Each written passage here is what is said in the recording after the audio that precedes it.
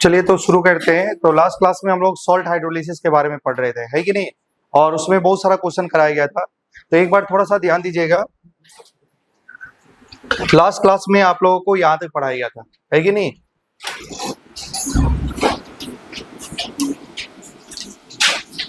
Last में यही था क्या? चलिए ठीक है, एक बार हम लोग देखिए सॉल्ट का हम लोग पीएच निकालना सीख रहे थे। बहुत सारा क्वेश्चन कल कराया गया था, आज केवल क्वेश्चन ही कराना है और 2 टॉपिक पढ़ानी है। तो थोड़ा सा ध्यान दीजिएगा।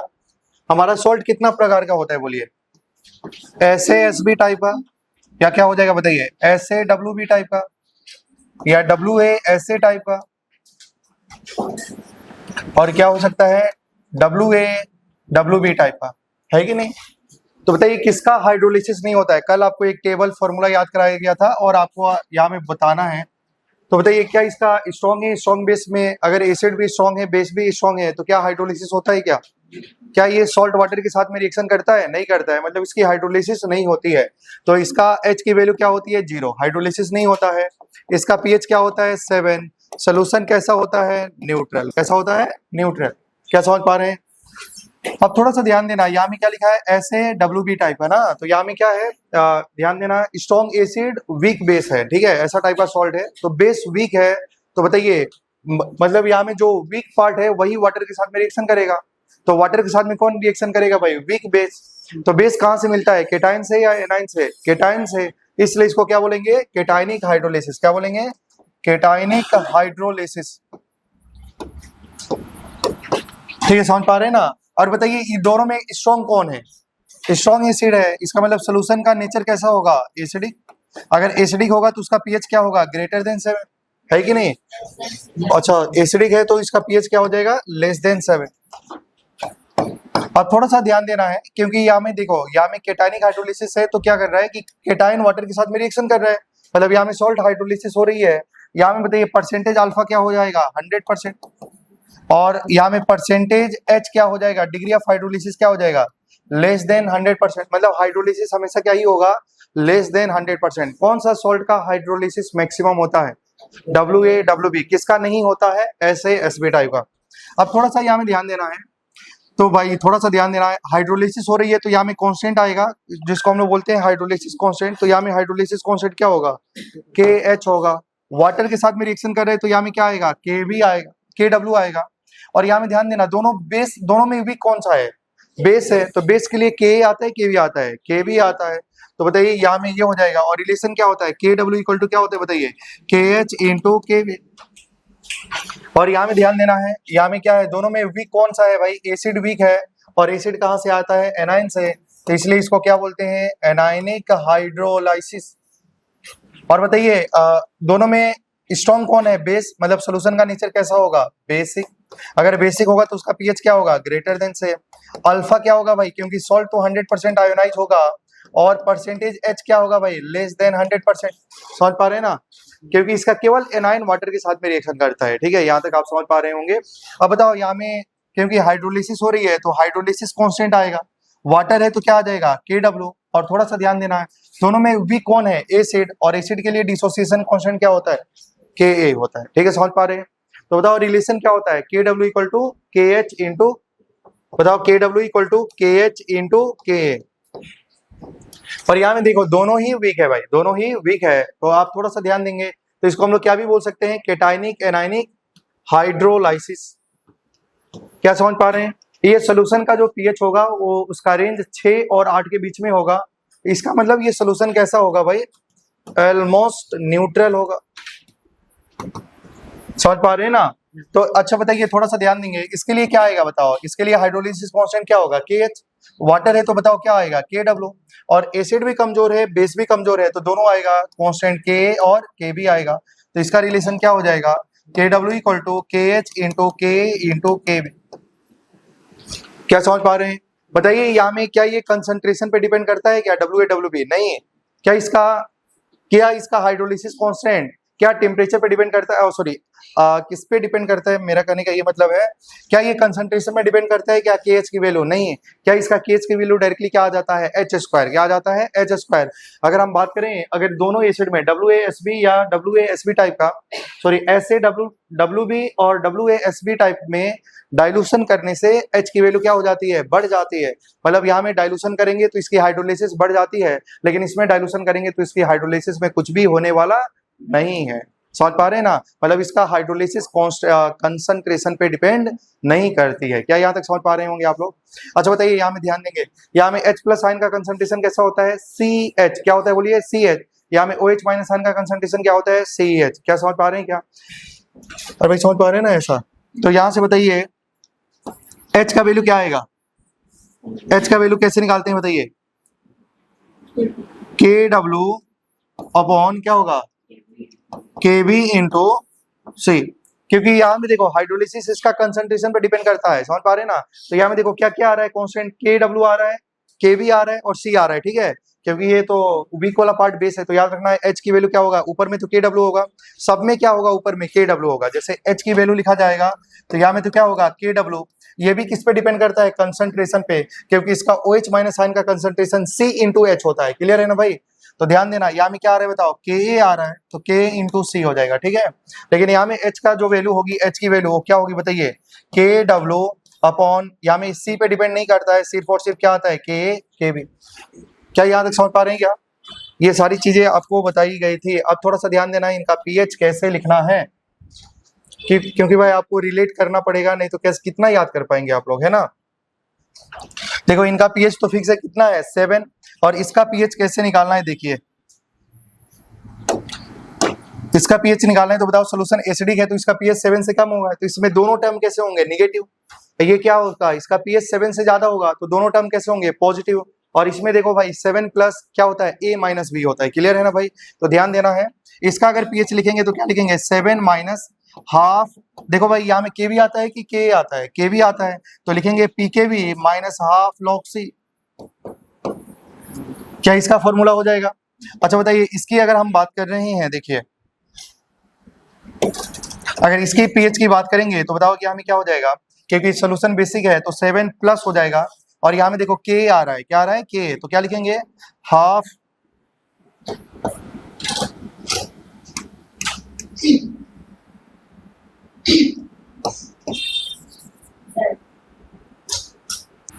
तो देखिए यहाँ में क्या हो जाएगा, 7 plus half PKA plus half log C। समझ पा रहे हैं ना, इसका pH कैसे हो जाएगा। और बताइए इसका pH कैसे निकालेंगे, pH इज इक्वल टू क्या होगा बताइए, 7 plus half PKA minus half PKB। तो ये आपको लास्ट क्लास में पढ़ाया जा रहा था, समझ पा रहे हैं ना। तो अब इस पे हम लोगों को क्वेश्चन करना है, तो चलिए नेक्स्ट क्वेश्चन लिखते हैं। लिखेंगे इफ डिसोसिएशन कांस्टेंट, मुझे लग रहा है क्वेश्चन कराया गया था कि आप देख लीजिएगा एक बार। If dissociation constant of acetic acid is 2 × 10⁻⁵। चलिए ठीक है, लिखेंगे question, if dissociation constant, if dissociation constant, if dissociation constant of acetic acid CH3COOH is 2 × 10⁵, find equilibrium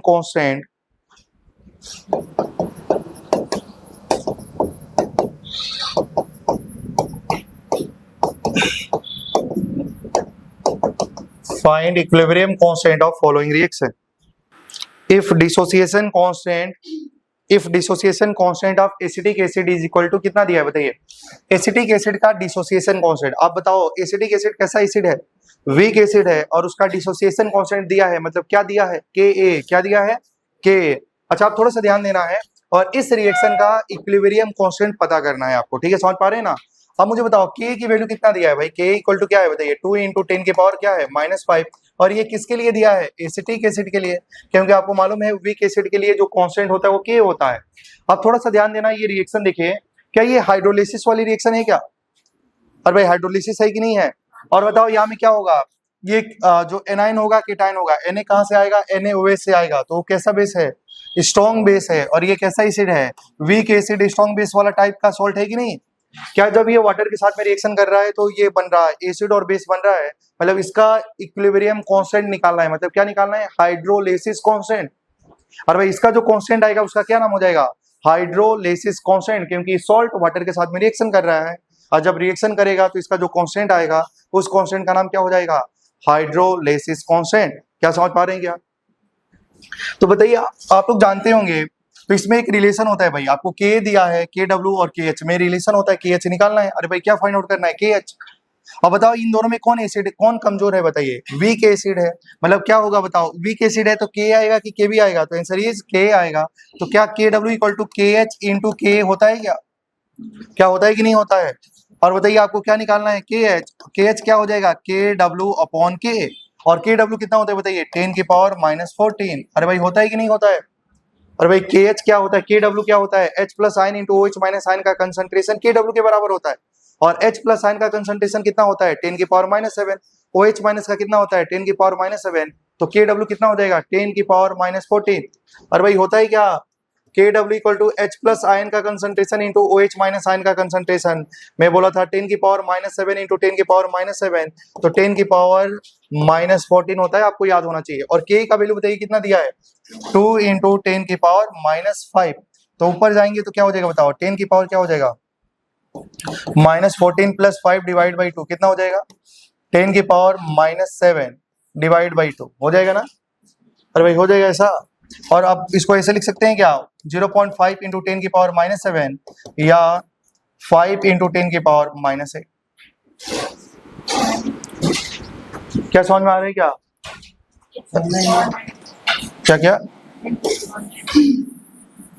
14 में से 5 जाता है तो कितना होता है, 9 होता है, तो आपको ये बोलना पड़ेगा 9 डिवाइड बाई 2, ऐसा हो जाएगा ना? और बताओ यहाँ से, यहाँ में तो क्या है भाई, 1 इंटू लिख सकते हैं, 1 को 2 से डिवाइड करो कितना हो जाएगा, 0.5 इंटू 10 की पावर -9। समझ पा रहे हैं? तो ये हमारा KH का वैल्यू हो गया, इक्विलिब्रियम कांस्टेंट का वैल्यू हो गया, और इसको आप 5 इंटू 10 की पावर -10 भी लिख सकते हैं। ठीक है, क्या याद है, किसी को डाउट नहीं है ना? आपको देखना है ये हाइड्रोलिसिस हो रही है, हाइड्रोलिसिस हो रही है, तो यहाँ में जो कांस्टेंट आएगा वो हाइड्रोलिसिस कांस्टेंट आएगा, मतलब यहाँ में जो इक्विलिब्रियम कांस्टेंट है उसका नाम क्या है, हाइड्रोलाइसिस कांस्टेंट। क्या आप समझ पा रहे हैं? आवाज लास्ट तक सुनाई दे रही है? ठीक है। अच्छा आप थोड़ा सा ध्यान देना, अगर मान लो इस रिएक्शन को उल्टा कर दिया जाता है, ठीक है, समझ पा रहे हैं ना, अगर उल्टा करेंगे तो कौन सा रिएक्शन बन जाएगा, न्यूट्रलाइजेशन, क्योंकि उस समय क्या होगा, acid plus base salt and water बन रहा है। लेकिन सॉल्ट हाइड्रोलिसिस में क्या होता है, सॉल्ट किसके साथ में रिएक्शन कर रहा है, वाटर के साथ में, तो एसिड और बेस बना रहा है। अगर इस रिएक्शन को रिवर्स करेंगे तो बताओ इसका जो कांस्टेंट आएगा वो क्या हो जाएगा, रिवर्स हो जाएगा। रिएक्शन को रिवर्स करने से इक्विलिब्रियम कांस्टेंट रिवर्स हो जाता है। चलिए एक नेक्स्ट क्वेश्चन और करते हैं। If ionization constant of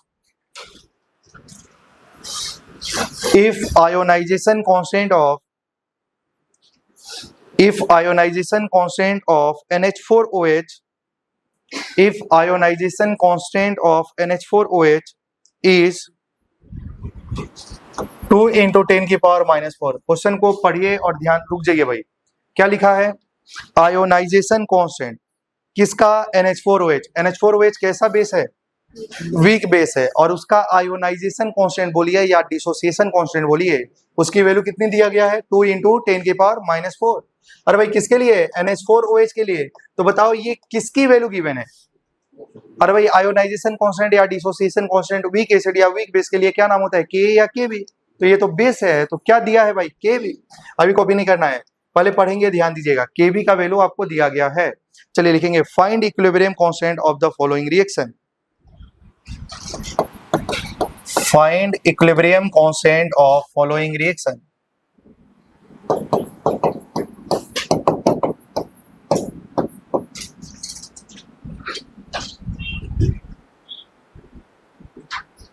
Find equilibrium constant of following reaction. क्या आप समझ पा रहे हैं क्या?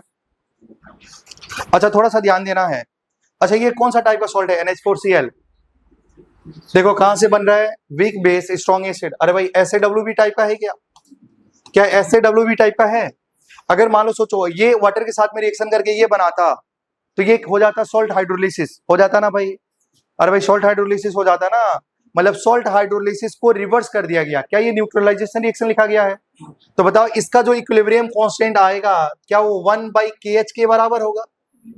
क्या इसका इक्विलिब्रियम कांस्टेंट 1/kh के बराबर होगा? और भाई समझ पा रहे हैं क्या?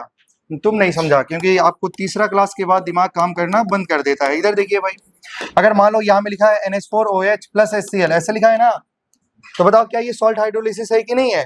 तो इसका जो इक्विलिब्रियम कांस्टेंट होगा वो KH है। अरे भाई क्या है? KH है। तो बताओ इसका इक्विलिब्रियम कांस्टेंट क्या होगा? 1/kh, क्योंकि रिएक्शन को तो रिवर्स करना पड़ेगा। तो रिएक्शन को रिवर्स किया जाएगा तो इक्विलिब्रियम कांस्टेंट भी रिवर्स हो जाता है। अरे भाई ये सॉल्ट हाइड्रोलिसिस है, लेकिन ये क्या है? Neutralisation reaction. अरे भाई neutralisation reaction is just reverse of क्या? Salt hydrolysis. समझ पा रहे हैं क्या? तो क्या भाई आप KH की वैल्यू निकाल देंगे, लेकिन इस रिएक्शन का पूछा है तो इसका इक्विलिब्रियम कांस्टेंट 1/kh हो जाएगा। क्या समझ पा रहे हैं क्या? अरे भाई समझ पा रहे हैं? चलिए, क्या मैं इसको मिटा सकता हूँ ना? ठीक है, क्योंकि ये हमारा सोल्यूशन नहीं है। अब थोड़ा सा ध्यान दीजिएगा। अब बताओ भाई आपको क्या गिवन है, बताइए। आपको गिवन है, आपको KH निकालना है, तो आप बताइए आपका रिलेशन होना चाहिए भाई ये कौन सा टाइप का है, इसमें बेस कौन सा है? वीक है तो K आएगा, KB आएगा, KB आएगा। तो बताइए फॉर्मूला क्या हो जाएगा? KW = KH × KB हो जाएगा ना यहाँ से। तो बताओ यहाँ से KH का वैल्यू क्या हो जाएगा, या यहाँ में ध्यान देना है। तो बताइए थोड़ा सा ध्यान देने, KH को इधर लाएंगे तो क्या 1/kh हो जाएगा? अरे भाई KH को इधर लाएंगे तो 1/kh हो जाएगा, और इसको इधर ले जाएंगे तो क्या KB/kW हो जाएगा? अरे भाई हो जाएगा ना, क्योंकि 1/kh इसका क्या हो जाएगा? Equilibrium constant. और भाई इसका इक्विलिब्रियम कांस्टेंट क्या हो जाएगा? 1/kh। और बताइए यहाँ से KB का वैल्यू कितना है, बताइए। 2 × 10⁻⁻⁴, और यहाँ में क्या है? 10⁻⁻14, तो क्या हो जाएगा? 2 × 10⁻10। क्या समझ पा रहे हैं? तो इस रिएक्शन का जो इक्विलिब्रियम कांस्टेंट है वो क्या है? 2 × 10⁻10 है। क्योंकि भाई देखो इस रिएक्शन का इक्विलिब्रियम कांस्टेंट KH नहीं 1/kh होगा, क्योंकि वो रिएक्शन जस्ट रिवर्स हुआ। पहले समझ के लिखो, क्या यहाँ में समझ में आ रही है नहीं आ रही है? क्योंकि आपने जो ये क्वेश्चन करा था ना भाई, ये देखो इसके पहले क्वेश्चन किए थे, ये रिएक्शन था, ये सॉल्ट हाइड्रोलिसिस है। कैसे पता चलेगा सॉल्ट हाइड्रोलिसिस है? क्योंकि सॉल्ट का वाटर के साथ में रिएक्शन, एसिड बेस का फॉर्मेशन सॉल्ट हाइड्रोलिसिस है। लेकिन अगर हमारा रिएक्शन एसिड और बेस रिएक्शन करके सॉल्ट बनाए तो न्यूट्रलाइजेशन है। न्यूट्रलाइजेशन और सॉल्ट हाइड्रोलिसिस रिवर्स होता है। ठीक है, समझ पा रहे हैं ना? ये लिखा है तो इसको सॉल्ट हाइड्रोलिसिस बोलेंगे, उल्टा करके लिख दिया जाए तो उसको क्या बोलेंगे? न्यूट्रलाइजेशन। मतलब अगर सॉल्ट हाइड्रोलिसिस का इक्विलिब्रियम कांस्टेंट K है तो न्यूट्रलाइजेशन रिएक्शन का इक्विलिब्रियम कांस्टेंट 1/k हो जाएगा। क्या आप समझ पा रहे हैं क्या? तो ये आपका कौन सा रिएक्शन है? Neutralisation reaction. ये कौन सा रिएक्शन है? Neutralisation reaction. तो मुझे लग रहा है कि आपको समझ में आ गया है। नेक्स्ट क्वेश्चन एक और लिख दीजिए, फिर आगे हम लोग बढ़ेंगे। लिखेंगे भाई, if dissociation constant of HCN, if dissociation constant of HCN is, if dissociation constant of HCN is 2.5 × 10⁻⁻⁴, find equilibrium constant of following reaction.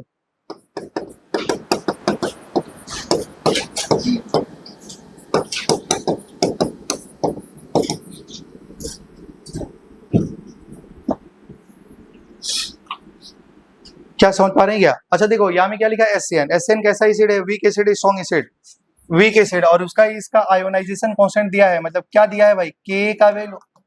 क्या समझ पा रहे हैं? अब थोड़ा सा ध्यान देना है, क्या ये न्यूट्रलाइजेशन रिएक्शन है या सॉल्ट हाइड्रोलिसिस है? पहचानिए, क्या ये एनायनिक हाइड्रोलिसिस है? क्या एनायन इसका वाटर के साथ में रिएक्शन कर रहा है तो नाम क्या हो जाता है? Anionic hydrolysis. और एनायनिक हाइड्रोलिसिस है तो कौन सा टाइप का सॉल्ट होगा? WaSb, SaWb ऐसा टाइप का होगा। कौन सा टाइप का बोलो? अरे भाई एनायन कहाँ से आता है? एसिड से। अरे कहाँ से आता है? एसिड से। तो बताओ यहाँ में एसिड से, तो ये क्या हो जाएगा? अरे भाई क्या हो जाएगा? WaSb टाइप का सॉल्ट है। क्या समझ पा रहे हैं ना? WaSb टाइप का होगा तो देखो इसमें दोनों में कमजोर कौन सा है? Wa एसिड, और एसिड से क्या आता है? एनायन, तो ये नाम होगा एनायन हाइड्रोलिसिस। और ये दोनों में स्ट्रॉन्ग कौन है? बेस, इसलिए सोल्यूशन का नेचर कैसा होगा? बेसिक, OH- आयन प्रोड्यूस हो रहा है। क्या आप समझ पा रहे हैं क्या? तो बताइए, आप थोड़ा सा ध्यान देना है। और ये WaSb टाइप का है, ये सॉल्ट हाइड्रोलिसिस है। इसका इक्विलिब्रियम कांस्टेंट क्या होता है भाई? KH। तो आप थोड़ा सा ध्यान देना, यहाँ में K आएगा, KB आएगा, बताइए। यहाँ में दोनों में क्या है भाई, वी कौन है, एसिड, तो क्या आएगा KW equal to KH into KA, तो KH इज इक्वल टू क्या होगा KW अपॉन KA। तो बताइए KW की वैल्यू कितनी है 10 की पावर माइनस 14 और K का वैल्यू कितना है 2.5 इंटू 10 की पावर माइनस 4। तो देखिए यहाँ में क्या हो जाएगा, ये ऊपर जाएगा तो 10 की पावर क्या हो जाएगा भाई -10 अपॉन 2.5। समझ पा रहे होंगे आप लोग, ठीक है। तो थोड़ा सा आप यहाँ में समझ पा रहे होंगे, आप इसको ऐसे भी लिख सकते हैं। देखिए भाई, देखिए यहाँ में आप कैसे लिख सकते हैं, ध्यान देना है, क्या यहाँ में 100 लिख देना है, क्या लिख देना है 100, तो यहाँ में क्या लिखना पड़ेगा 10 की पावर -12 लिखना पड़ेगा ना ऐसा। अरे भाई 10 की पावर -10 है तो इसको 10 की पावर 2 इंटू 10 की पावर -12 लिखा जा सकता है। और बताइए यहाँ से क्या हो जाएगा 2.5, अब डिवाइड कर लो, कितना टाइम में डिवाइड होगा, क्या हो जाएगा बताइए। अच्छा आप थोड़ा सा ध्यान देना, अगर मान लो ऐसा लिखना है तो चलिए टेंशन मत लीजिए, आप 10 इंटू 10 की पावर -11 लिख सकते हैं sir.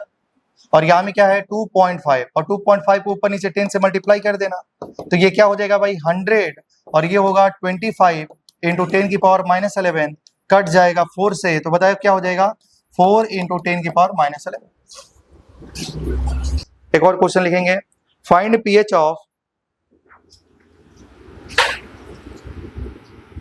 find pH of 0.1 molar, find pH of 0.1 molar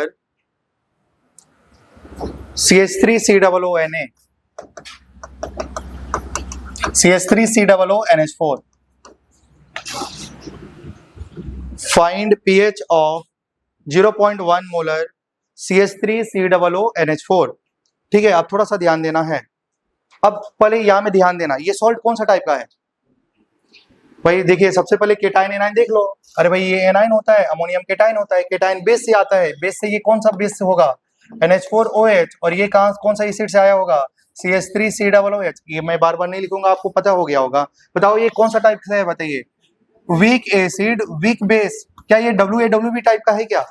और इस WaWb का आगे में क्या लिखा है कंसंट्रेशन। अरे भाई ये तो कंसंट्रेशन पे डिपेंड नहीं करता है, इसका कोई भी काम नहीं होगा। समझ पा रहे हैं ना भाई, ये आपको समझना है। और इसका क्या निकालना है बताइए पीएच। अरे भाई क्या निकालना है पीएच, तो क्या इसका पीएच निकालने का फॉर्मूला क्या बताइए, pH is equal to 7 + ½ pKa minus 1/2 pKb। अरे भाई यही तो होता है ना फॉर्मूला इसका, A - B होता है ना, मतलब Ka - Kb होता है। अब थोड़ा सा ध्यान देना, K किसके लिए भाई वीक एसिड, और वीक एसिड क्या है, अगर एसिटिक एसिड के लिए K का वैल्यू पता चल जाए और NH4OH का Kb का वैल्यू पता चल जाए तो क्या हम पीएच निकाल सकते हैं, क्या हम पीएच निकाल सकते हैं कि नहीं। अरे भाई देखो आपको इसका पीएच निकालना था, इसका कंसंट्रेशन कितना था 0.1, ये तो WaWb टाइप का है और WaWb टाइप का है। अरे भाई क्वेश्चन को पढ़ के आपको समझना पड़ेगा कि क्या करना है, क्या क्या गिवन होना चाहिए कि पीएच निकाला जा सकता है।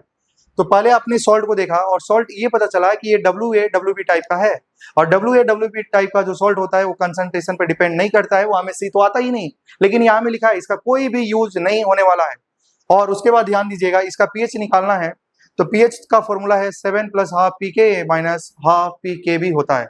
तो आपको केवल क्या चाहिए बताइए, Ka और Kb चाहिए। क्या चाहिए भाई, Ka और Kb चाहिए। और K किसके लिए, वीक एसिड के लिए, और वीक एसिड क्या है CH3COOH, और Kb किसके लिए, वीक बेस के लिए, और वीक बेस क्या है NH4OH। अगर इतना वैल्यू पता चल जाएगा तो हम इसका पीएच निकाल सकते हैं। क्या भाई समझ पा रहे हैं क्या आप लोग, तो आप इसका क्या कर सकते हैं पीएच निकाल सकते हैं।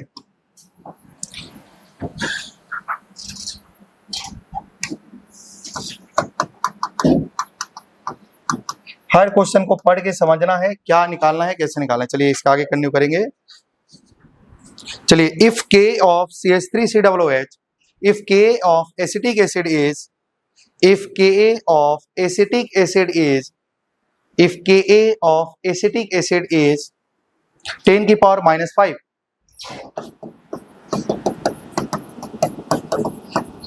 भाई एसिटिक एसिड के लिए Ka का वैल्यू कितना है 10 की power -5 and Kb of NH4OH, Kb of NH4OH is 10 की पावर -6। तो बताइए आपको तो पता चल गया है कि WaWb टाइप का है। अरे भाई कौन सा टाइप का है, WaWb टाइप का है।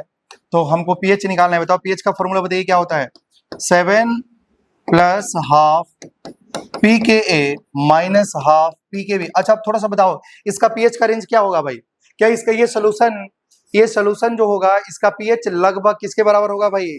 7 के आसपास में होगा, 6 और 8 के बीच में होगा। समझ पा रहे ना? तो आप डायरेक्टली ऑप्शन चेकिंग करके भी इसका आंसर बता सकते हैं। क्या समझ पा रहे हैं? क्योंकि WaWb टाइप का जो सॉल्ट होता है उसका जो पीएच होता है वो 6 और 8 के बीच में ही लाई करता है। समझ पा रहे हैं ना?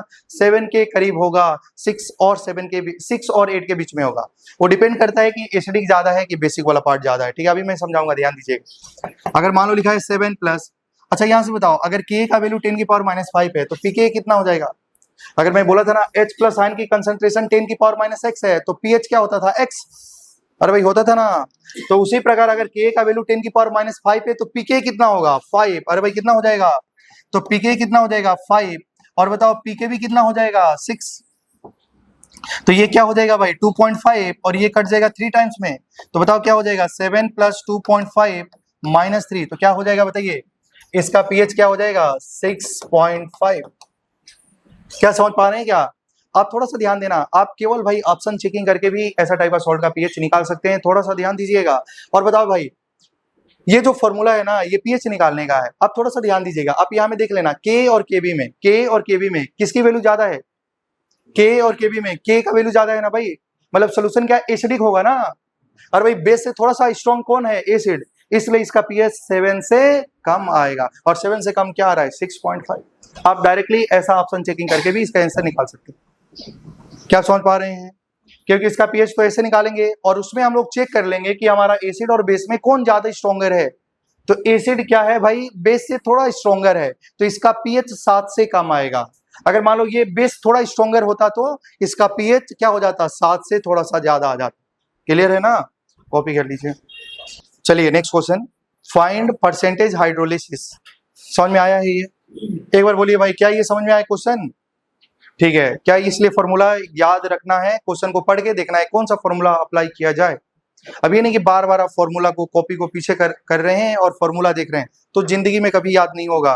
तो इसलिए जब भी क्वेश्चन आप सॉल्व कर रहे हैं तो आप सोचिए। चलिए लिखिए find percentage hydrolysis of 0.1 molar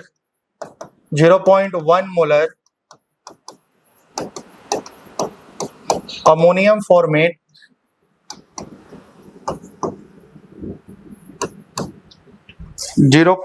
find percentage hydrolysis of 0.1 molar ammonium format solution. पहले पढ़ेंगे उसके बाद स्टेटमेंट और आगे वाला क्वेश्चन को पूरा करेंगे। आपको देखना है इसके बारे में HCOONH4 के बारे में देखना है और आपको बताना है कि ये सॉल्ट है, एसिड है, बेस है। क्या है बोलिए? सॉल्ट है। अरे भाई क्या है? सॉल्ट है। तो ये सॉल्ट कौन सा टाइप का है? तो आप बोलेंगे कि ये जो सॉल्ट है यहाँ में देखो ये माइनस होगा प्लस होगा। NH4 कहाँ से आया होगा? NH4OH से आया होगा। और जो ये पार्ट है ये कहाँ से आया होगा? HCOOH से आया होगा। मिथानोइक एसिड है भाई। समझ पा रहे हैं ना? फॉर्मिक एसिड है। एक कार्बन को क्या बोलते थे? फॉर्म बोलते थे कि नहीं बोलते थे? फॉर्म। और एसिड का कॉमन नेम क्या होता था? इक एसिड। तो नाम क्या हो जाएगा? Formic acid. तो ध्यान देना ये भी वीक एसिड है और अमोनियम हाइड्रोक्साइड वो भी वीक बेस है। मतलब ये कौन सा टाइप का सॉल्ट है बताइए? WaWb टाइप का सॉल्ट है। कौन सा टाइप का?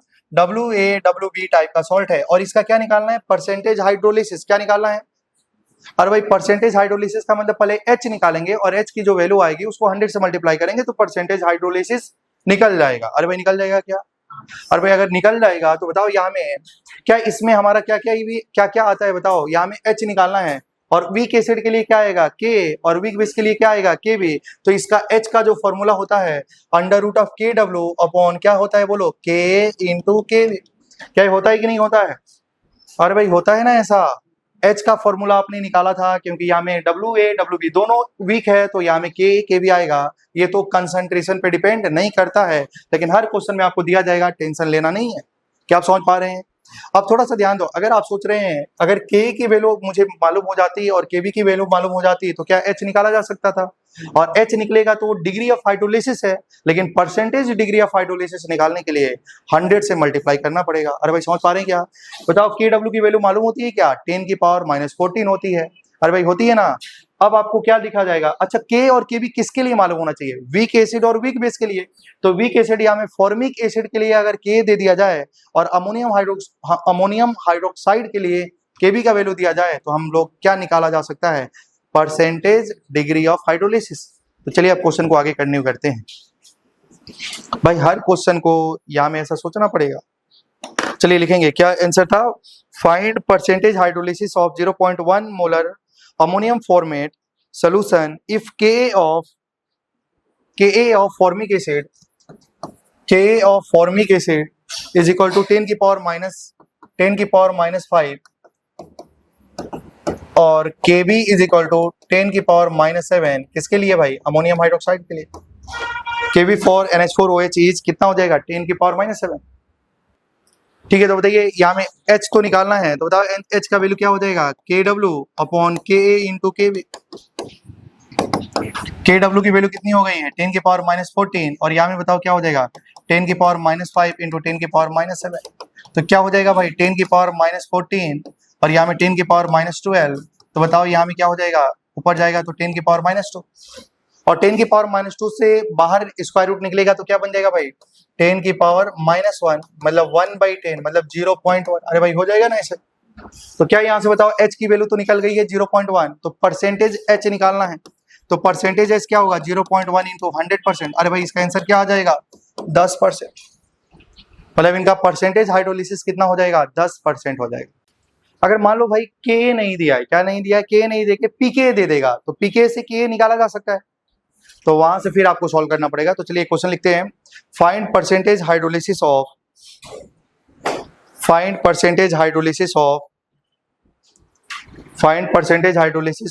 0.1 मोलर CH3COONH4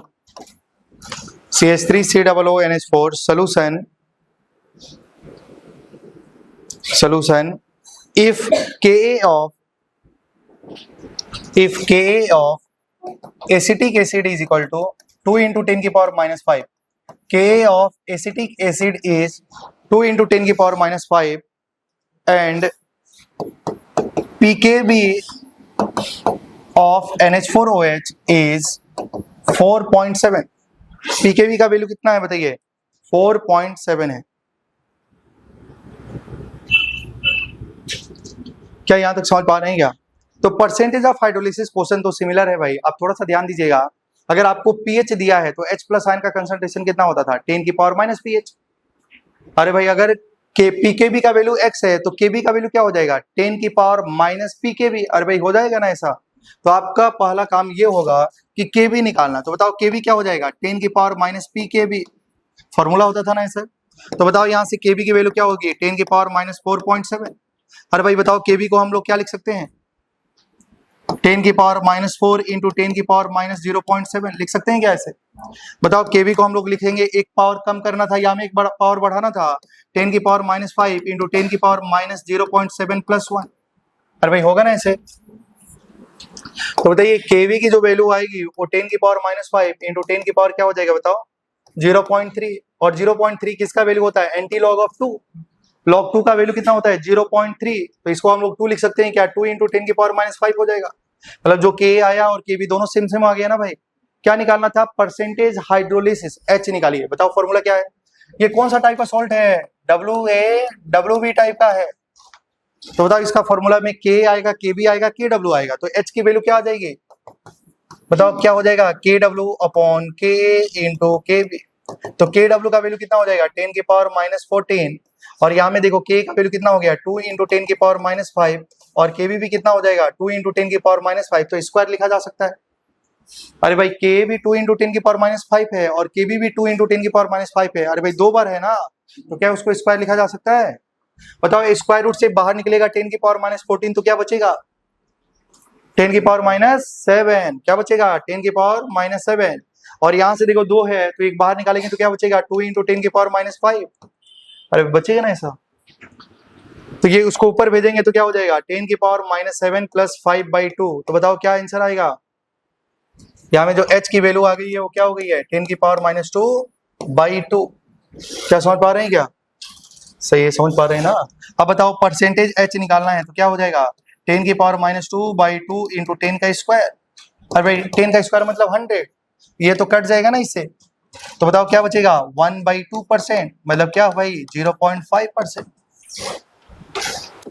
अभी तक जो मैंने क्वेश्चन कराया है उसमें जो सॉल्ट था वो कौन सा टाइप का था बताइए, WB टाइप का था, ठीक है। अब जो मैं क्वेश्चन कराऊंगा जिसमें एक स्ट्रॉन्ग होगा दूसरा वीक होगा, तो कैसे निकालेंगे, ठीक है, समझ पा रहे होंगे आप लोग। भाई इसमें बहुत सारा क्वेश्चन प्रैक्टिस कराया जाएगा। चलिए नेक्स्ट क्वेश्चन लिखेंगे, find pH of 0.01 molar NH4Cl। Find pH of 0.01 molar NH4OH solution.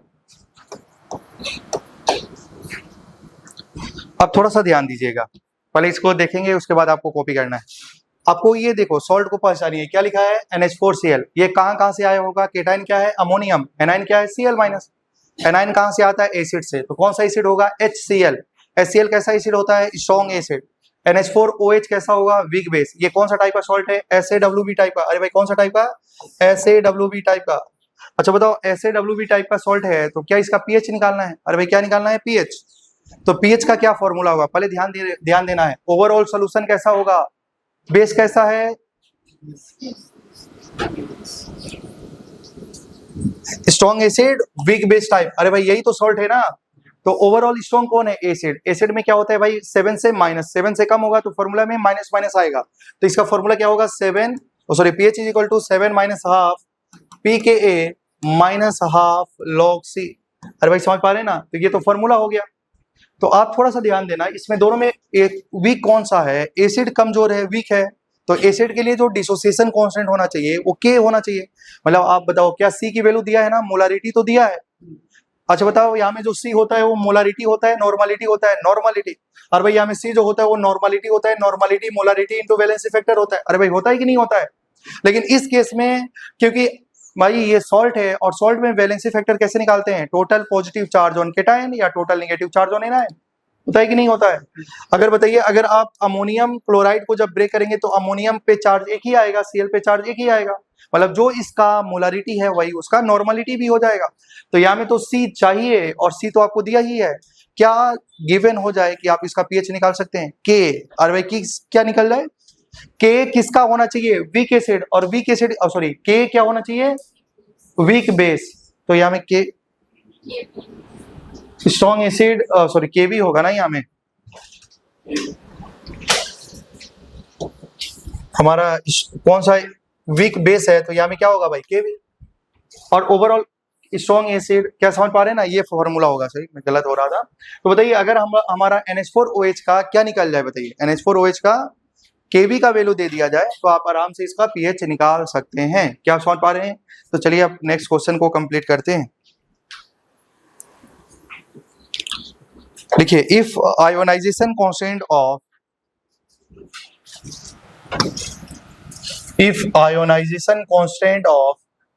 NH4OH if ionization constant of NH4OH is 2 into 10 की power -5,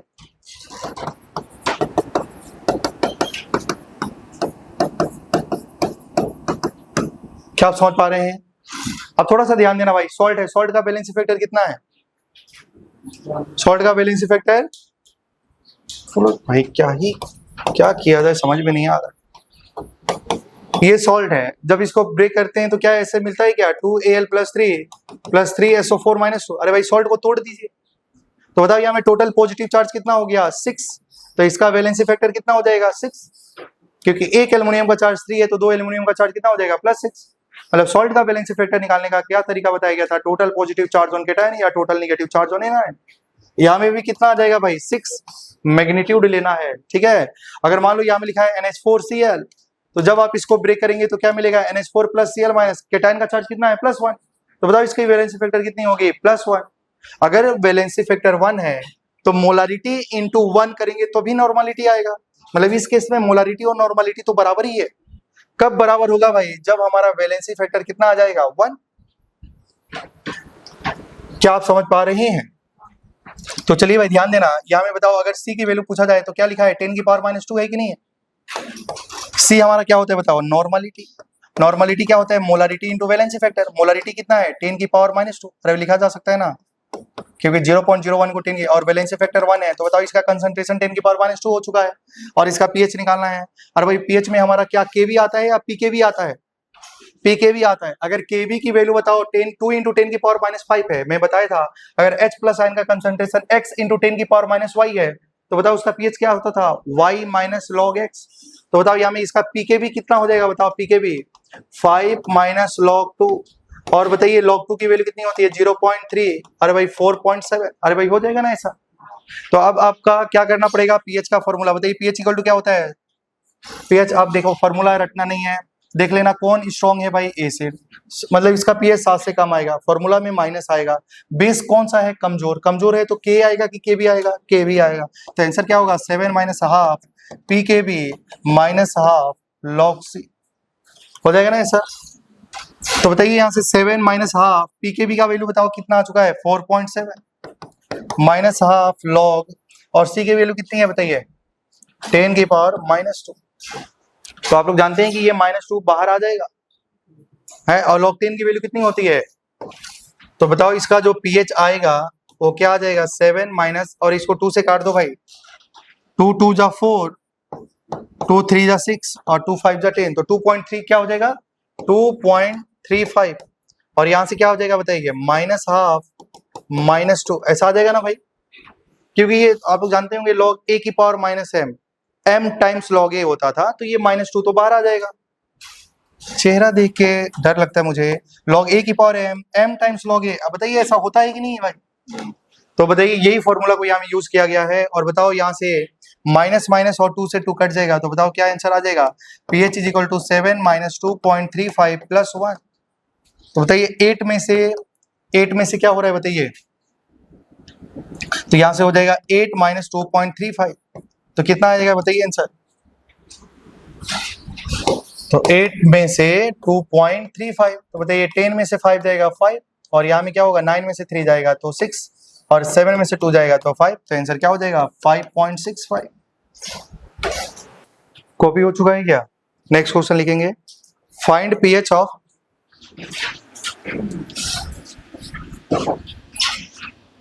0.01 molar, find pH of 0.01 molar KCN solution, find pH of 0.01 molar KCN solution. अब रुक जाएंगे और देखेंगे KCN solution कौन सा type का salt है। ये देखो के कहां से आया होगा, केटाइन बेस से आया होगा, तो KOH कैसा बेस है, स्ट्रॉन्ग बेस, और HCN से आया होगा तो ये कैसा एसिड है, weak acid, weak acid strong base, अरे भाई है कि नहीं है, हाँ। अब वीक एसिड और स्ट्रॉन्ग बेस का पीएच निकालना है, तो आप थोड़ा सा ध्यान देना है, दोनों में स्ट्रॉन्ग कौन है, बेस, तो बेस इसका मतलब पीएच इसका 7 से ज्यादा आएगा, 7 से ज्यादा आएगा तो दोनों फॉर्मूला में क्या क्या आएगा, प्लस प्लस, क्या ये कंसंट्रेशन पे डिपेंड करता है, करता है। और बताओ इसका फॉर्मूला अगर लिखेंगे तो पीएच इज इक्वल टू क्या होगा, 7 प्लस हाफ। अब देखो जो के और के भी आता है वो किसके लिए आता है, वीक एसिड के लिए या वीक बेस के लिए, डिसोसिएशन कांस्टेंट, तो दोनों में वीक वाला पार्ट कौन सा है, एसिड, तो क्या आएगा कि pKa plus half log C।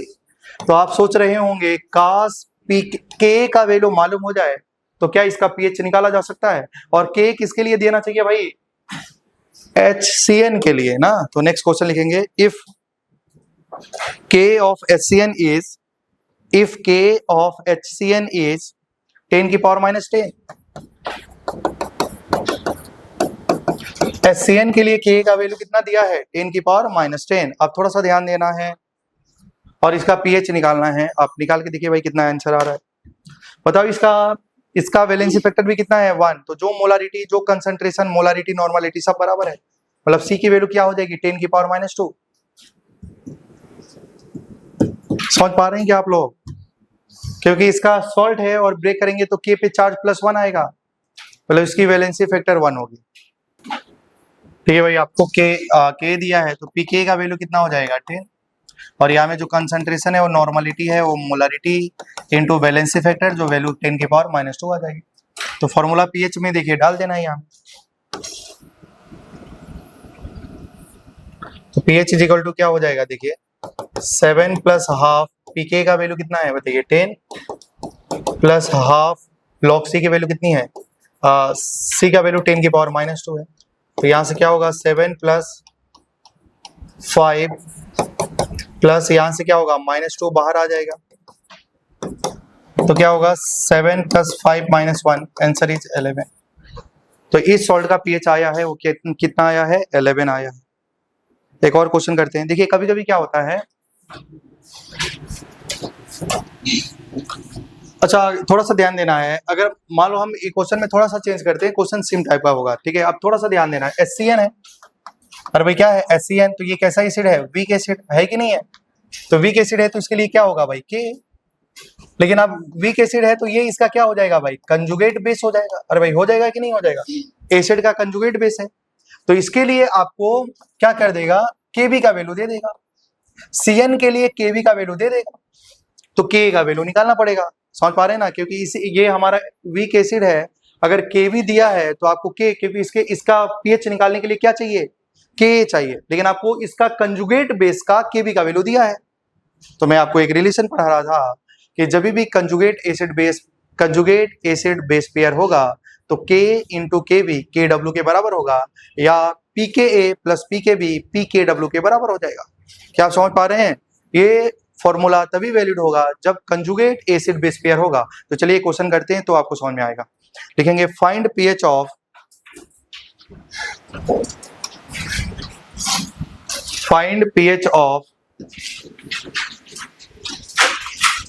0.1 molar KCN solution if pKb of Cn minus ion is 4। क्या आप समझ पा रहे हैं क्या आप लोग? तो सबसे पहले आप ध्यान दीजिएगा KCN को देखिए, तो ये कौन सा टाइप का सॉल्ट है, वीक एसिड और स्ट्रॉन्ग बेस का सॉल्ट है कि नहीं, और अगर ओवरऑल स्ट्रॉन्ग बेस है भाई तो बताओ इसका जो pH आएगा, pH का फॉर्मूला जो आएगा 7 प्लस हाफ, और दोनों में कौन सा वीक है भाई, एसिड वीक है, तो यहाँ में क्या हो जाएगा pK plus half log C, क्या ये फॉर्मूला तो हो जाएगा, क्या समझ पा रहे हैं। अब थोड़ा सा ध्यान देना है, यहाँ में K नहीं दिया है, अरे भाई KCN जो है ना वो क्या है WaSb टाइप का सॉल्ट है, लेकिन आपको pK भी दिया है किसका Cn माइनस का, तो आप थोड़ा सा ध्यान देना है, जब इसको हम लोग तोड़ेंगे तो बताओ क्या आएगा KOH आएगा, और क्या आ जाएगा भाई HCN, तो ये क्या हो जाएगा स्ट्रॉन्ग बेस हो जाएगा, और ये क्या हो जाएगा वीक एसिड। तो वीक एसिड के लिए क्या डिफाइन होता है K, लेकिन वीक एसिड का कंजुगेट बेस दिया है, वीक एसिड का कंजुगेट बेस, क्योंकि एक H conjugate acid base pair में सिर्फ और सिर्फ डिफरेंस कितना का होना चाहिए 1H प्लस या 1OH माइनस का होना चाहिए। अगर ये वीक एसिड है तो इसका लिए K होना चाहिए, लेकिन इसका Kb का वैल्यू दिया है, इसका कंजुगेट बेस का Kb का वैल्यू दिया है, तो आपको सबसे पहले निकालना क्या पड़ेगा, और भाई क्या निकालना पड़ेगा Ka, क्योंकि फॉर्मूला में तो क्या चाहिए Ka, और Ka और Kb इक्वल टू Kw के बराबर तभी होगा जब वो कंजुगेट एसिड बेस पेयर होगा। तो बताओ क्या ये HCN और Cn minus conjugate acid base pair है कि नहीं है, तो क्या हम लोग जानते हैं क्या pKw is equal to pKa plus pKb होता है, तो भाई वही ना, इसको थोड़ा Kw equal to K into Kb होता है कि नहीं होता है, तो क्या इसको हम लोग ऐसे भी लिख सकते हैं माइनस लॉग दोनों साइड लेंगे तो, और भाई दो फॉर्मूला लिखा था, नोट्स नहीं पढ़ते आप लोग, बताइए थोड़ा सा ध्यान देना है, Kw का वैल्यू कितना होता है, pKw का वैल्यू, Kw अगर 10 की पावर -14 है तो pKw कितना होता है 14, pK का वैल्यू आपको चाहिए, और pKb का वैल्यू बताओ क्या दिया है 4, तो बताओ यहाँ से pK का वैल्यू कितना आ चुका है 10, कितना आ जाएगा 10, चलो फॉर्मूला में डाल देंगे, pK का वैल्यू कितना आ चुका है भाई 10 और हाफ। अब थोड़ा सा ध्यान देना है, बताइए C का वैल्यू कितना है 10 की पावर -1, कितना हो जाएगा 10 की पावर -1, क्योंकि भाई ध्यान देना है, क्योंकि यहाँ में जो कंसंट्रेशन होता है वो नॉर्मलिटी होता है, वो मोलारिटी इंटू वैलेंसी फैक्टर होता है, तो यहाँ में चार्ज कितना होगा केटाइन का 1, एनाइन का भी चार्ज 1 होगा, तो जो मोलारिटी होगा वही उसका कंसंट्रेशन होगा, वो 10 की पावर -1 हो जाएगा। तो बताइए यहाँ से कट जाएगा कितना टाइम्स में 5 टाइम्स में, तो क्या हो जाएगा 7 प्लस 5 प्लस हाफ, और यहाँ से क्या हो जाएगा भाई -1 बाहर आ जाएगा, तो 12 माइनस 0.5 क्या हो जाएगा भाई 11.5। कॉपी हो गया है? तो मुझे लग रहा है आपको समझ में आया भाई। ये नेक्स्ट लेवल तक है, जितना आपको क्वेश्चन नीट में आ सकता है उतना करा दिया गया इस टॉपिक से रिलेटेड। बस आपको वही कन्वर्जन दिया जाएगा। अगर ये एसिड है तो उसका कंजुगेट बेस दे देगा, बेस है तो उसका कंजुगेट एसिड का वैल्यू दे देगा, आपको कन्वर्ट करके आपको आंसर निकालना होगा। ठीक है, समझ पा रहे हैं ना? तो अब थोड़ा सा ध्यान दीजिएगा, अभी तक हमने क्या पढ़ा है उसको मैं जल्दी से आपको रिवाइज कराता हूं और फिफ्थ टॉपिक शुरू करता हूं। ठीक है, समझ पा रहे हैं? क्या यहाँ तक कॉपी हो चुका है? ठीक है, थोड़ा सा ध्यान दीजिए। अभी तक भाई हम लोग क्या पढ़ रहे हैं? अभी तक हमने 4 टॉपिक पढ़ा है। ठीक है,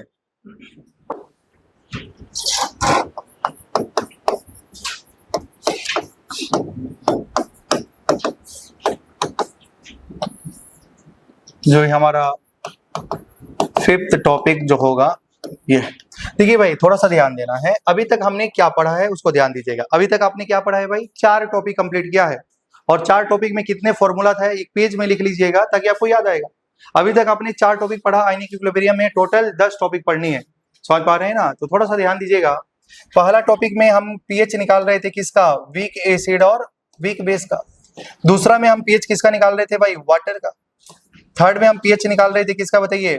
स्ट्रॉन्ग एसिड और स्ट्रॉन्ग बेस का। और हम फोर्थ टॉपिक में किसका पीएच निकाल रहे थे? सॉल्ट का। समझ पा रहे हैं ना? अब आपको क्या करना है, ये तो हमारा 4 टॉपिक था। इसमें पहला ऑस्वाल्ड डाइल्यूशन लॉ था, यहाँ में वाटर का कंसेप्ट था, है कि नहीं? और वाटर का मोलारिटी 55.5 आ रहा था। समझ पा रहे हैं? यहाँ में एक फॉर्मूला आया था। यहाँ में थोड़ा सा ध्यान दीजिए, अभी तक आपको कितना इक्विलिब्रियम कांस्टेंट से मुलाकात हुआ है? तो 4। अरे भाई कितना? 4। कौन कौन सा भाई? यहाँ में क्या आ रहा था भाई? Ka, Kv। वाटर के लिए क्या आ रहा था भाई? Kw। और स्ट्रॉन्ग एसिड और स्ट्रॉन्ग बेस के लिए तो K नहीं आ रहा था। और सॉल्ट में क्या आया था भाई? KH। तो अभी तक हमने कितना इक्विलिब्रियम कांस्टेंट के बारे में पढ़ लिया है? 4। कितना पढ़ लिया है? 4। कौन कौन सा? इसको हम दोनों को क्या बोलते हैं? आयोनाइजेशन कांस्टेंट या dissociation constant of weak acid and weak base. Kw को क्या बोलते हैं? Ionic product of water. और KH को क्या बोलते हैं? Hydrolysis constant. क्या बोलते हैं? Hydrolysis constant. अब थोड़ा सा ध्यान दीजिएगा, अब हमारा ये जो नेक्स्ट टॉपिक जो हो रही है वो और 4 टॉपिक होगी। और भाई अब आपको क्या करना है? अब हम लोग क्या करेंगे? स्ट्रॉन्ग एसिड को पानी में मिला देंगे और भाई डाइल्यूशन करेंगे। और भाई स्ट्रॉन्ग एसिड को वाटर में डाइल्यूशन करेंगे तो उसका पीएच कैसे निकालेंगे वो देखेंगे। या स्ट्रॉन्ग बेस को डाइल्यूशन करेंगे तो उसका पीएच क्या करेंगे। अब मतलब एक दूसरे को मिक्सिंग करना है, और मिक्सिंग करेंगे तो 4 टॉपिक और हो सकती है। और भाई इसका साथ में मिक्सिंग करो, इसका साथ में करो, इसका साथ में मिक्सिंग करो। मतलब मिक्सिंग से भी हमारी कितनी टॉपिक होंगी भाई? 4। तो टोटल कितना टॉपिक हो जाएगा? 8। और 2 टॉपिक में पढ़ेगा, जो 9 टॉपिक होगा बच्चों वो बफर सोल्यूशन होगा, और 10 जो होगा वो सॉल्युबिलिटी होगा। तो टोटल 10 टॉपिक पढ़नी है, और 10 टॉपिक में आपने अभी तक 4 टॉपिक पढ़ लिया है। क्या आप समझ पा रहे हैं क्या?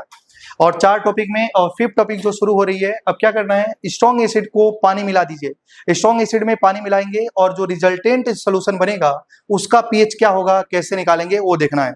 क्या आप समझ पा रहे हैं क्या? तो चलिए देखते हैं, शुरू करते हैं इसको। छोटा छोटा टॉपिक है, जल्दी जल्दी कवर करेंगे इसको। तो क्या है हमारा जो topic? Dilution of strong acid और स्ट्रॉन्ग बेस। थोड़ा सा ध्यान दीजिएगा,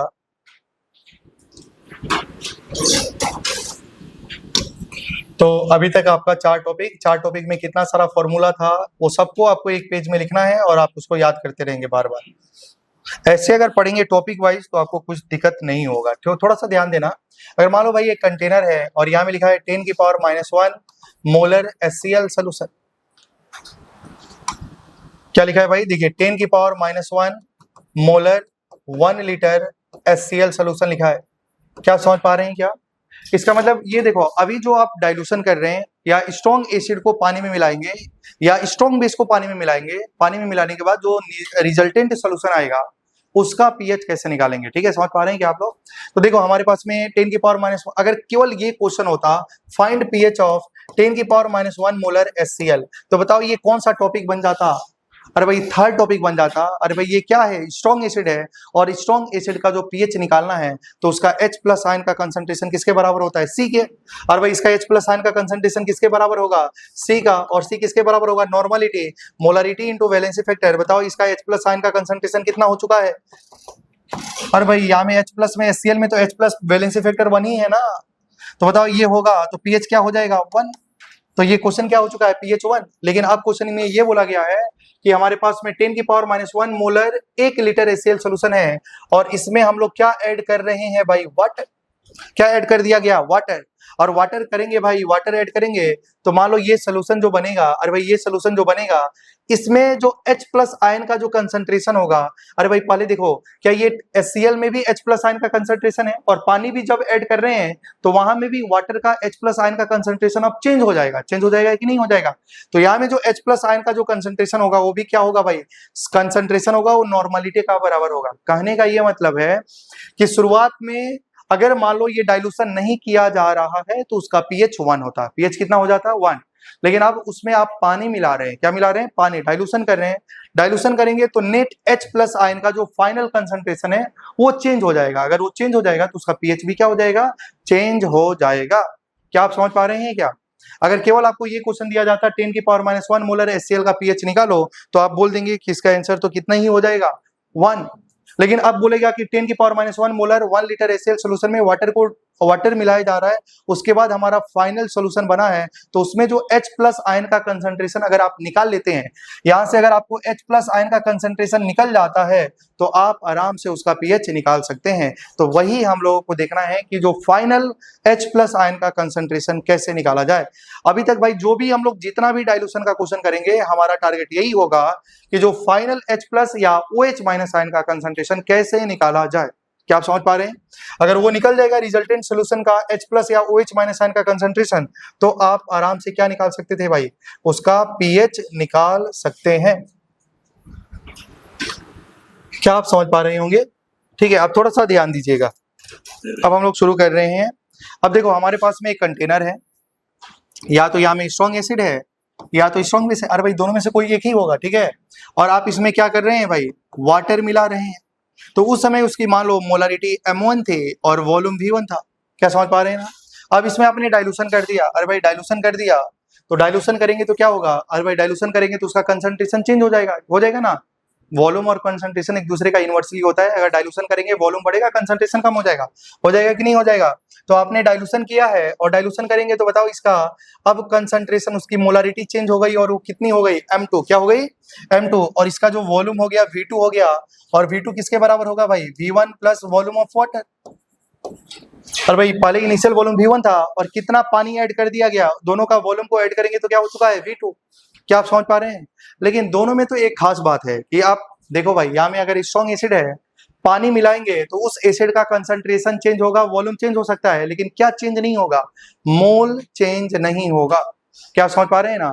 यहाँ में एसिड के जितने मोल होंगे यहाँ में भी एसिड का मोल सेम ही रहेगा। कहने का ये मतलब है जो ये सॉल्यूट है ना भाई वो चेंज नहीं होगा, सॉल्यूट का मोल चेंज नहीं होगा। अगर आपने क्या करा है भाई, आपके पास में एसिड था HCl था और उसमें आपने एसिड था तो एसिड के जो मोल थे पहले, अब पानी मिलाएंगे तो एसिड के मोल चेंज नहीं होंगे। क्या समझ पा रहे हैं, क्या मोल चेंज हो जाता है क्या, तो भाई मोल चेंज हो जाएगा। मोल का मतलब मान लो यहाँ में HCl का 10 मोल है, कितना मोल है, 10 मोल।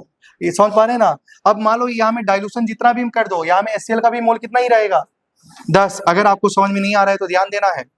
मान लो HCl का मास 5 ग्राम था, कितना ग्राम था, क्या डाइल्यूशन करेंगे तो उसका मास चेंज हो जाएगा, नहीं। क्या यहाँ में भी मास कितना होगा, 5। अब देखो इसका मोलर मास कितना होता है 36.5 और उसका भी मोलर मास HCl का 36.5 होगा। तो क्या ये बताओ, ये रेशियो तो मोल ही होता है, तो शुरुआत में भी मोल सेम रहेगा, बाद में भी मोल सेम रहेगा। बहुत हो गया, मुझे लग रहा है कि आपको समझ में आ गया होगा। कहने का ये मतलब है कि डाइल्यूशन करने से मोल चेंज नहीं होता है, जो इनिशियल मोल होगा वही फाइनल मोल होगा।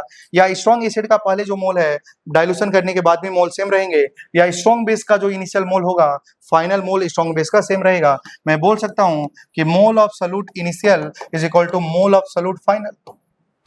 दोनों के मोल बराबर ही होंगे। मोल क्या होता है बताइए, आप लोग जानते होंगे बच्चों, molarity is equal to mole upon volume. तो मोल इक्वल टू क्या होता है, मोलारिटी इनटू वॉल्यूम। होती है कि नहीं होती है, होती है। तो मान लो इसका मोलारिटी कितना है M1 और इसका वॉल्यूम कितना है V1। क्या समझ पा रहे हैं ना। और इसकी सॉल्यूट का इसका मोलारिटी कितना हो गया M2 और वॉल्यूम कितना हो चुका है V2। क्या समझ पा रहे हैं। तो एक रिलेशन आ गया है M1 V1 equal to M2 V2। और V2 क्या है भाई, फाइनल सोल्यूशन का मोलारिटी है। क्या समझ पा रहे हैं। अच्छा आप लोग जानते हैं मोलारिटी इक्वल टू क्या होता है बताओ, normality is equal to molarity into valency factor. होता है कि नहीं होता है, तो बताओ यहाँ से मोलारिटी को क्या लिख सकते हैं, मोलारिटी को क्या लिख सकते हैं, normality into valency factor into V1। अरे भाई लिखा जा सकता है क्या, अरे भाई लिखा जा सकता है, अब ध्यान देना है। और यहाँ में M2 को क्या लिख सकते हैं बताओ, M2 को क्या लिख सकते हैं, N2 divide by valency factor into V2। अरे भाई कहने का मतलब है कि डाइल्यूशन करने से वैलेंसी फैक्टर चेंज नहीं होता है। अगर मान लो यहाँ में H2SO4 था, क्या था, डाउन हो गई बैटरी आप लोगों की भी, H2SO4 क्या था, तो H2SO4 का वैलेंसी फैक्टर कितना होगा, 2। H2 कितना H प्लस दे सकेगा, 2 ना, वैलेंसी फैक्टर कितना होगा, 2। अगर यहाँ में H2SO4 है, उसका वैलेंसी फैक्टर 2 है, और डाइल्यूशन करेंगे तो क्या H2SO4 का वैलेंसी फैक्टर 4 हो जाएगा क्या, क्या पहले भी 2 था अभी भी 2 है, पहले भी सल्फ्यूरिक एसिड था बाद में भी सल्फ्यूरिक एसिड ही रहेगा। तो कहने का मतलब है डाइल्यूशन करने से वैलेंसी फैक्टर चेंज नहीं होता है। तो इसका मतलब क्या दोनों जगह में वैलेंसी फैक्टर सेम रहेगा, तो कट जाएगा, और कट जाएगा तो बताओ क्या होगा, N1V1 is equal to N2V2। अरे भाई यही क्या है हमारा फाइनल कंसंट्रेशन। अरे भाई कंसंट्रेशन क्या होता है, नॉर्मलिटी ही तो होती है। अगर ये सोल्यूशन एसिड होगा, ये क्या है हमारा N2 बोले तो फाइनल कंसंट्रेशन, और वही अगर एसिड है भाई तो H प्लस आयन होगा फॉर एसिड के लिए। अगर यही नॉर्मलिटी जो फाइनल होगी वो OH माइनस आयन के बराबर होगा, कब, जब हमारा क्या होगा भाई, बेस। अरे भाई कंसंट्रेशन तो नॉर्मलिटी ही होती है ना, जब डाइल्यूशन करेंगे तो उसका कंसंट्रेशन चेंज होगा। तो फाइनल कंसंट्रेशन पता चल रहा है तो हम क्या निकाल सकते हैं, पीएच या पीओएच निकाल सकते हैं। अरे भाई निकाल सकते हैं ना, तो जो फाइनल कंसंट्रेशन है वो क्या है, N2। तो अगर आप N2 निकाल लेते हैं, अरे भाई N2 क्या होगा, अगर मान लो सोल्यूशन यहाँ में स्ट्रॉन्ग एसिड था, अरे भाई क्या था, स्ट्रॉन्ग एसिड था, तो यहाँ से जो N2 निकलेगा वो H प्लस आयन का कंसंट्रेशन के बराबर हो जाएगा। समझ पा रहे हैं ना, अगर वो स्ट्रॉन्ग बेस था डाइल्यूशन करेंगे तो वहां से जो N2 निकलेगा वो OH माइनस आयन का कंसंट्रेशन है, तो वहां से आप क्या निकाल सकते हैं, पीएच। दिमाग में जा रहा है क्या भाई, नहीं जा रहा है, अच्छा बताओ थोड़ा सा ध्यान देना। बताओ हम जो कंसंट्रेशन यूज करते थे वो क्या यूज करते थे, नॉर्मलिटी, है कि नहीं। अगर हमको नॉर्मलिटी पता चल जाए मतलब सी की पता चल गई है कि नहीं, तो वही बताया जा रहा है, ध्यान देना है कि मान लो स्ट्रॉन्ग एसिड है या स्ट्रॉन्ग बेस है, तो अगर तुम डाइल्यूशन करेगा तो इसका कंसंट्रेशन तो चेंज हो जाएगा ना। पहले M1 था, अब क्या हो चुका है, M2। तो अब इस सोल्यूशन का अगर फाइनल कंसंट्रेशन निकल जाए तो क्या हम इसका पीएच निकाल सकते हैं, निकाल सकते हैं ना। तो उसके लिए एक फॉर्मूला क्या आ गया है, M1V1 is equal to M2V2। M2 क्या है, फाइनल कंसंट्रेशन, फाइनल मोलारिटी। लेकिन हम लोग जो कंसंट्रेशन लेते हैं वो मोलारिटी नहीं, नॉर्मलिटी लेते हैं। तो इसलिए हमारा टारगेट ये होगा कि नॉर्मलिटी में जाए। तो ये मोलारिटी का जगह में क्या लिखा जा सकता है, क्या लिखा जा सकता है, normality into normality divide by valency factor. क्योंकि देखो molarity, normality is equal to molarity into valency factor, तो मोलारिटी क्या होगा, normality divide by valency factor. तो ऐसा लिखेंगे तो ये हमारा क्या हो चुका है, फाइनल कंसंट्रेशन। समझ पा रहे हैं ना, तो N2 हमारा क्या है, फाइनल कंसंट्रेशन। को भी हो चुका है, तो लिखिए question, 10⁻⁻2 molar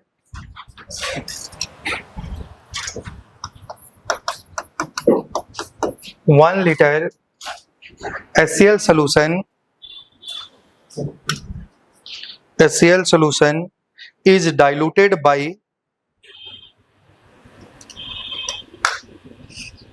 10⁻⁻2 molar, 1 liter HCl solution is diluted by adding 1 liter water, find pH of resulting solution।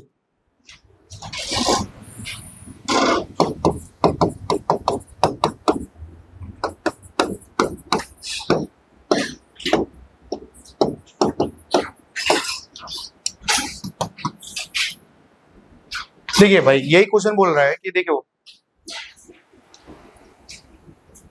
तो आपके पास 10⁻⁻2 मोलर 1 लीटर, मतलब यहाँ में मोलारिटी आपको दिया है, मोलारिटी कितना है 10⁻⁻2 है ना, और बताइए वॉल्यूम कितना है 1 लीटर।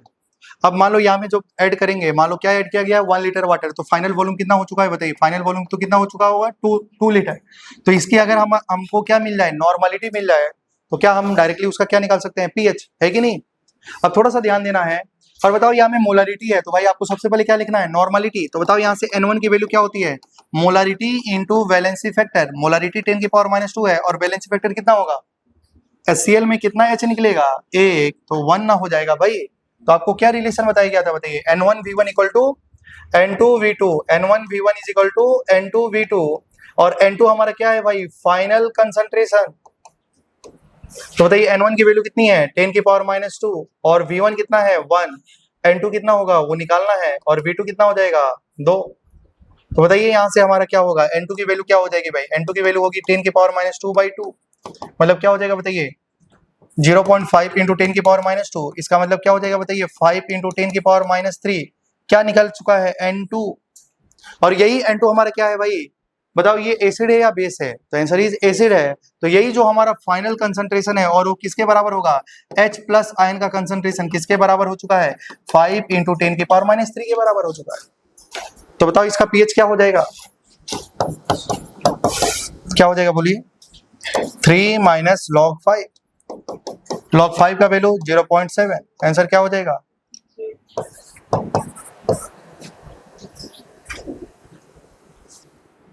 क्या आप समझ पा रहे हैं क्या, तो ऐसे सॉल्व कर सकते हैं। ये N2 है भाई, फाइनल नॉर्मलिटी, क्योंकि नॉर्मलिटी ही कंसंट्रेशन के टर्म में यूज करते हैं। समझ में आ रही है क्या, अब बिना फॉर्मूला को आप ये ऐसे भी सॉल्व कर सकते थे भाई। यहां से ध्यान देना, बताओ यहां से यहां में, अरे भाई यहां से यहां में वॉल्यूम क्या हो गया है डबल, अरे भाई वॉल्यूम क्या हो गई है डबल, अरे भाई हो गई है ना। तो अगर वॉल्यूम डबल हो गई है तो उसका कंसंट्रेशन आधा हो जाएगा, अरे भाई हो जाएगा ना। तो बताओ इसका जो कंसंट्रेशन होगा वो इनिशियल कंसंट्रेशन का आधा हो जाएगा, और इनिशियल कंसंट्रेशन कितना था 10 की पावर -2/2। तो ये N2 का वैल्यू यही तो यहां से आ रहा था कि अगर इसका वॉल्यूम डबल हो रहा है, क्योंकि कंसंट्रेशन और वॉल्यूम एक दूसरे का इनवर्सली होता है, अगर वॉल्यूम को डबल करेंगे तो कंसंट्रेशन को आधा करना पड़ेगा, मतलब इस सोल्यूशन का जो कंसंट्रेशन होगा इस सोल्यूशन का आधा हो जाएगा, मतलब इसकी जो नॉर्मलिटी होगी इसकी नॉर्मलिटी आधा हो जाएगी। तो N1 का वैल्यू वहां से निकाल के 2 से कर देंगे और वो N2 किसके बराबर होगा, H+ आयन का कंसंट्रेशन, pH निकाला जा सकता है। समझ में आया है, ठीक है, मतलब जैसे तुमको अच्छा लगे वैसे कर सकते हैं। देखो 0.2 मोलर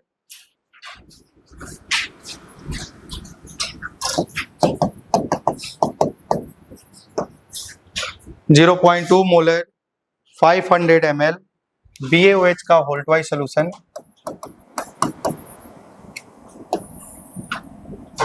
0.2 मोलर 500 ml BaOH का whole twice solution is diluted up to 1 litre.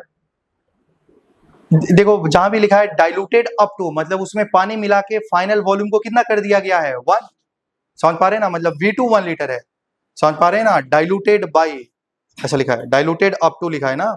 तो 0.2 मोलर 500 ml BaOH का whole twice is diluted up to 1 litre by adding water, find pH।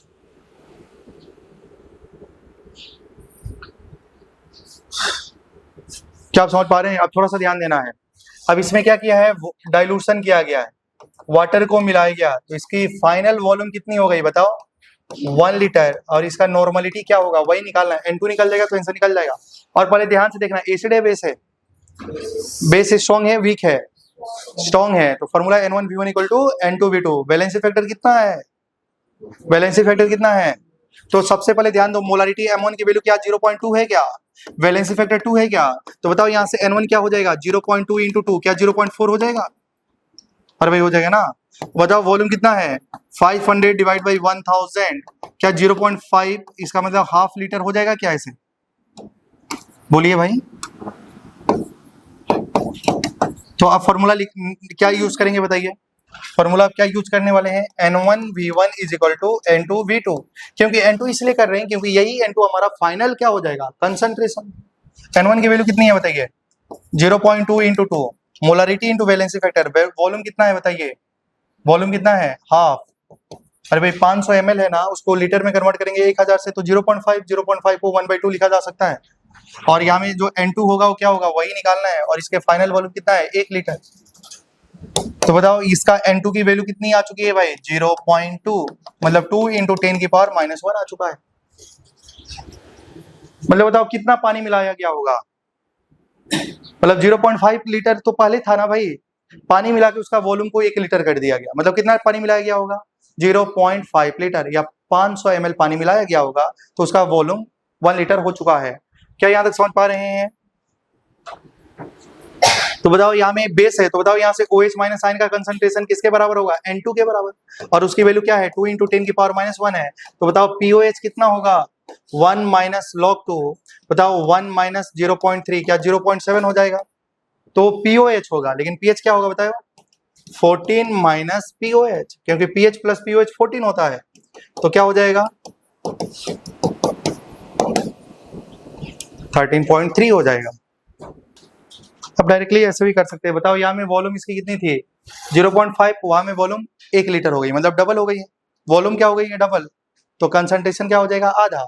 इसकी नॉर्मलिटी कितनी थी 0.2 × 2, तो उसका आधा करेंगे तो क्या बचेगा 0.2, तो इस सोल्यूशन का नॉर्मलिटी क्या ही होगा देख लो 0.2।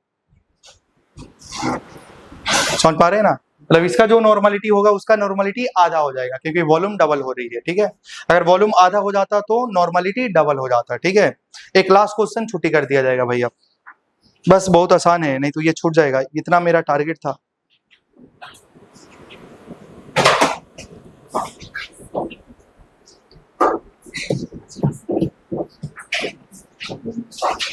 देखिए एक 1 लीटर लिखेंगे, लास्ट क्वेश्चन है भाई, उसके बाद छुट्टी हो जाएगा। 1 litre solution having pH equal to 2, 1 litre solution having pH is equal to 2, 1 litre solution है जिसका pH 2 है, ठीक है, is diluted so that 1 litre solution having pH is equal to 2 is diluted so that pH become 3, so that pH become 3, find volume of water added।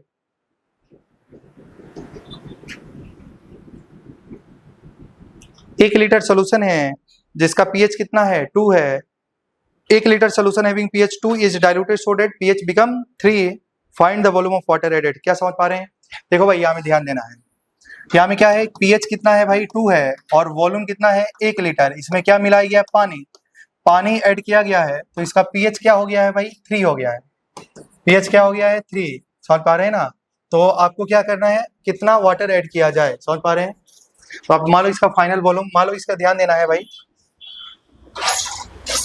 तो बताइए अगर pH 2 है तो H प्लस आयन का concentration कितना होगा, pH 2 है तो बताओ इसमें N1 क्या होता था H प्लस आयन का कंसंट्रेशन, तो H प्लस आयन का कंसंट्रेशन कितना हो जाएगा बताओ, यहाँ में 10⁻², अगर pH 2 है तो H प्लस आयन का कंसंट्रेशन कितना होगा, और इसका वॉल्यूम कितना है 1 लीटर। यहाँ में नॉर्मलिटी बताइए क्या होगा H प्लस आयन का कंसंट्रेशन, तो बताओ क्या हो जाएगा pH 3 है तो H प्लस आयन का कंसंट्रेशन 10⁻³ और V2 क्या होगा वो निकालना। क्या समझ पा रहे हैं क्या आप लोग, अरे भाई वैलेंसी फैक्टर तो क्या ही है, pH दिया है 2 3, मतलब ये स्ट्रॉन्ग एसिड है, समझ पा रहे हैं ना।